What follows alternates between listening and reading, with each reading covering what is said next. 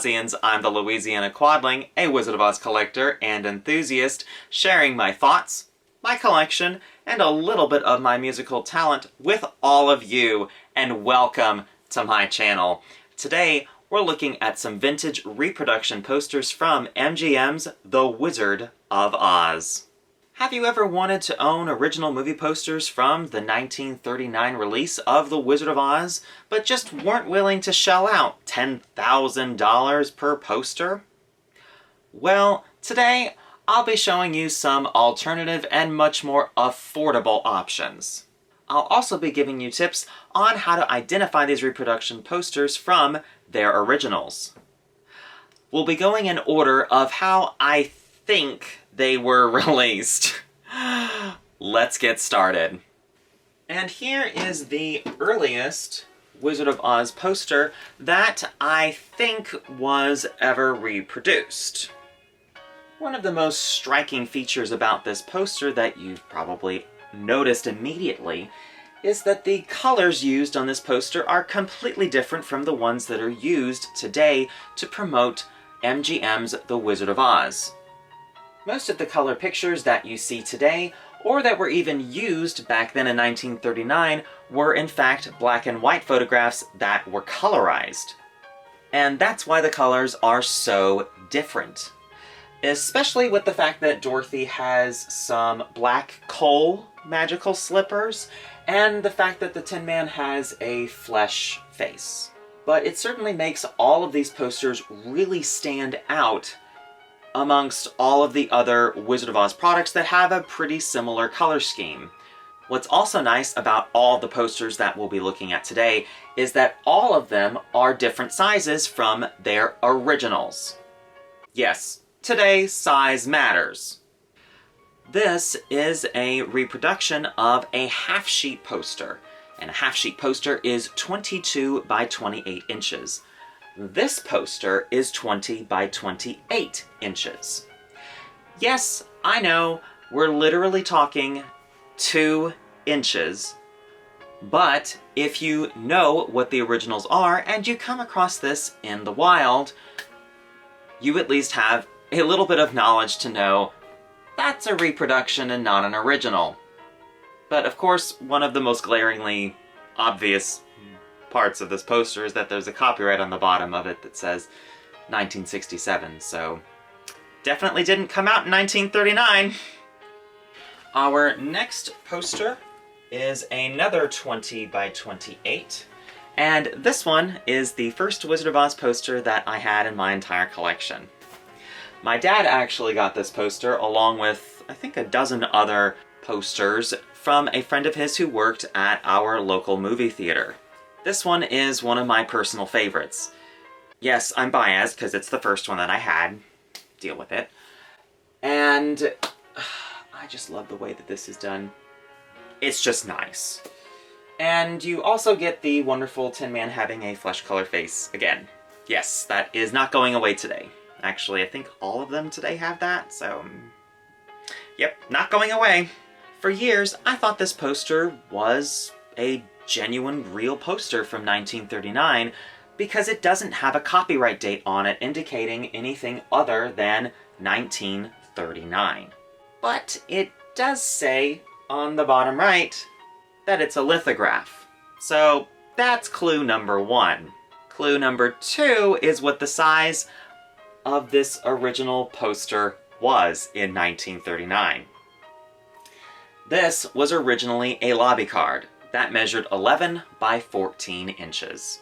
Definitely different sizes here.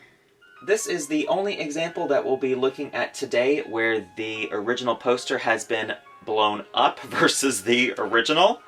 Obviously, this is not a lobby card. So now that you know that, if you ever come across this one in the wild and somebody claims that it's an original, you get to look at them in the face and tell them, nope.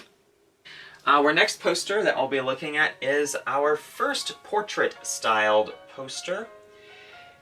And this one is yet again colorized. The Tin Man has a flesh-colored face, as does the Scarecrow. Interesting.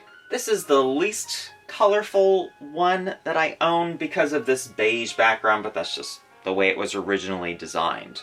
I don't know what the original poster's dimensions that this one is reproducing, so that I can't help you with. However, there is a copyright date on this one of 1978, which is very helpful, as long as you don't find one that hasn't been cut. And speaking of that, this one has the weirdest dimensions out of all the ones we're looking at. The weirdest. This poster measures 19 by 24.5 inches.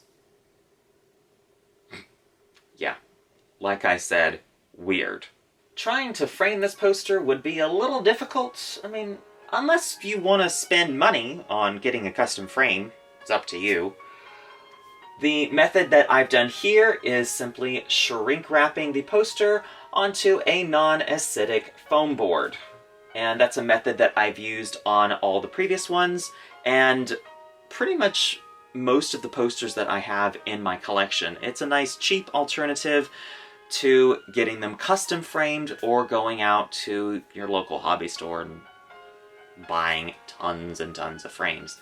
And our last poster here is the largest reproduction. This is a 22 by 34 inch poster. And if you really liked that earlier poster design that featured the faces and the words with the drawings in them, here is another version of that poster. This one is a reproduction of an insert poster which originally measured 14 by 36 inches, and out of all the ones that we've seen today, it's probably the most obvious that it's a reproduction because of the big glaring white border around the entire poster. There is also a copyright on this one as well that says copyright 1983 on the bottom. Another easy indication. There is actually a variant of this poster as well. There is another version that instead of featuring this white background, it features a black background. So if you don't quite like the way that this one looks on here, you can always get the other one that has the black background. Now that we've gone through all of the posters, how affordable are these? I'm sure there'll be somebody in the comments who says, but Louisiana Quadling, can't you simply go onto a poster shop and just order a new one? Well, yes, you could, but these are actually cheaper than those. I've seen all of these posters sell from as low as $5 to as high as $20 a piece. And no, I would not pay more than $20 each for any of these posters. They are certainly cheaper than any poster that you could purchase from allposters.com. And not all of these designs are available in these sizes currently from poster shops. Probably the best news for some of you, if you really liked this design, is that it is available in much more frameable sizes from the shops that we have today. So if you're interested in purchasing this particular design, and let's say you want it to be a 24 by 36 or something like that, it is available in a size that is actually frameable. Do you collect Wizard of Oz posters? Comment down below. And if you liked that video, please give it a thumbs up, comment down below, and subscribe. New videos are posted every 2 weeks on the 15th and last day of each month. And if that doesn't satisfy your appetite for Oz, follow the link in the description to ozclub.org and join the International Wizard of Oz Club. Until next time, bye y'all.